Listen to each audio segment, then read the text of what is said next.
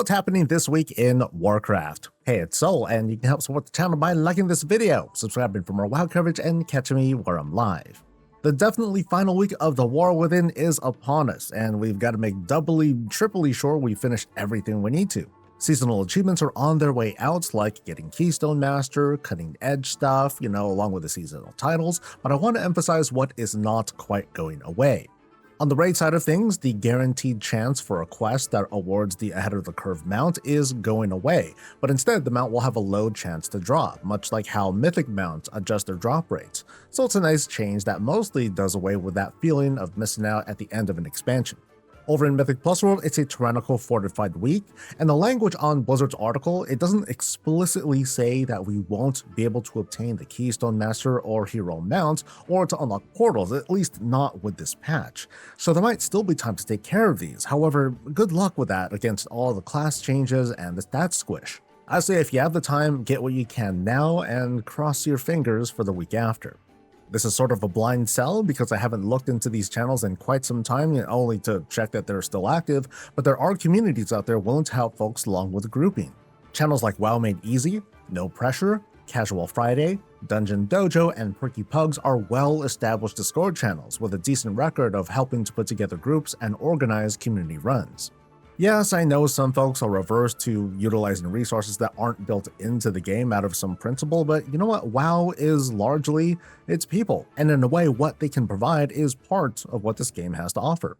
And then of course there's the Legion Remix. There are quite a few rewards exclusive to the events, like the special weapon appearances from the raid vendors, and a lot more behind achievements that have you completing big chunks of the expansion.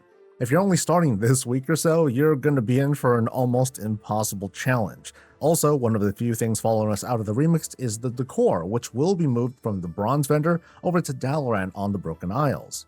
These will be sold for Veiled Argonite and Order Hall resources, which is pretty punishing compared to Bronze, so prioritize what you want to get the most and get to it.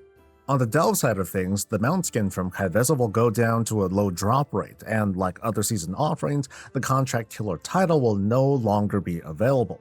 Here I'm going to give a bit of a crash course on how I did the encounter, and maybe it'll inspire some tactics of your own. The fight is 100% mental endurance. You gotta ask yourself, can you commit to avoiding a scheduled set of mechanics without losing your nerve? Now, using that as a framework, here's what I did. First, I changed a couple of WoW graphic settings. I turned off my AA settings and set Outlone mode to high. This way you have an extra set of visibility when the boss does her charge attacks, more on that in a bit. I also turned off every possible distraction on screen, so there's no damage meters or nameplates, I'm not even showing damage numbers, and my unit frames are even shoved aside. Because I'm the type who starts to get excited as the boss gets to low HP, and sometimes that'll turn against me. Also consider using the one-button assist for this fight. Again, the point is to remove as many distractions as possible. Let's turn to the encounter. You want to have brand spec to either healing or DPS depending on your role. Being geared obviously helps to make the fight a bit faster, but there's a diminishing return to your efforts. If your item level is like in the 700 teens or so, you're ready for the fight. As a class and role that passively heals, I never had to worry about the normal damage the boss deals, and I suggest leaning towards that mindset too. That way you don't have to worry about your health at all unless you get hit by a mechanic, after which you'd be dead anyway regardless of gear. It might make the fight longer, but if you can stay in a good mental state, which is the goal here, you might not notice. So step 1 is to dodge lines right after the pull. I find it best for me to be moving away from the boss as this sequence happens for the most part. The likelihood of me running into an impossible to dodge situation goes down. If you have a super frequent speed boost you can use, you want to spec for that. I did this for my paladin so I would have a bit more edge in dodging lines just in case. Step 2 is the pie phase, where you're moving into position and DPSing the boss. This is the start of your burn window, and where your DPS cooldowns ought to line up. Get to the correct side of the pie fast and start blasting. Pray that Bran and other bits of passive healing keep you alive during this, because you start to get wailed on a bit. When the sucky suck ends, step 3 is just about to begin. I tend to start moving away from the center while tilting my camera just a tiny bit to get more viewing space. That way when clones start to appear, they'll be more likely to spawn closer to one side as opposed to turning all the way around and then back again, but it's only increasing the odds. It's still likely to happen at least a few times. Here you want to find out what's best for you when it comes to figuring out the spawn order. Clones first appear with a flash of blue light, which indicates to you the order of which they'll fire.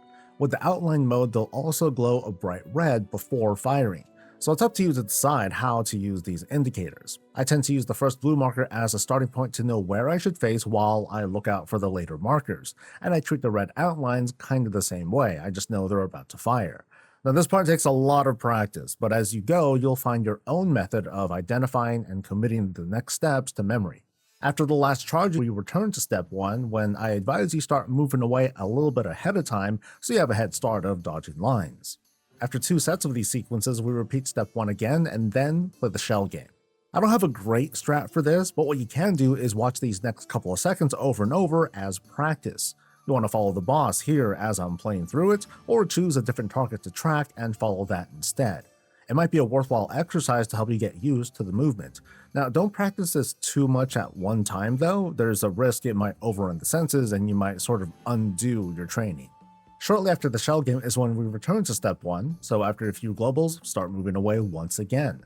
This is not an easy fight, and unless you really want the title, you don't need to complete it this week. If you are shooting for it though, good luck and I hope this helps. And for the rest of y'all who might have done this already, feel free to drop a few tips you use to get you through the encounter. Turbulent Timeways marches on, this time with Warlords of Draenor.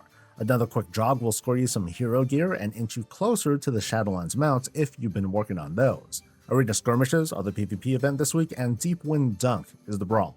Around Azeroth, I plan on reopening signups for visits this coming Tuesday at 10 AM Pacific. I'm being very specific on this in the hopes of setting up a kind of regular expectation on when folks can invite me over for a tour. I think that once Midnight really gets into gear, a system like this won't feel very necessary, but at least for now, I plan on sticking to this routine just in case there is a lot of traffic suddenly coming in, and I want to hold on to my sanity for all of our sakes. We have a few dozen visits lined up for this week, and they ought to be a fun distraction as we finish up the War Within. Also, with any luck, we'll get some big news from the team, like some last-minute pre-patch announcements, maybe patch notes or a 2026 roadmap, maybe a Twitch drop for the patch next week, and a partridge in a pear tree. Please like this video, subscribe for more WoW coverage, catch me live, and I'll catch you later. Stay safe, stay healthy, and stay breezy.